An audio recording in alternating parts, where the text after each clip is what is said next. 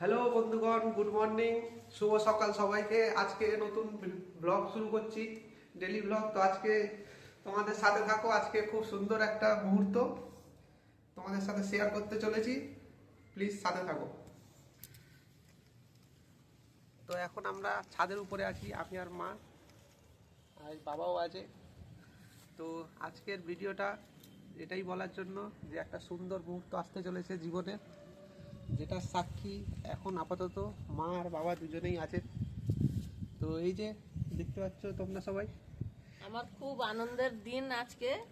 আমার ছেলের বিয়ে 20 তারিখে, তারপরের দিনে বরকনে আসবে, তারপরের দিনকে বউ ভাতের দিন আমার মেয়ের বিয়ে।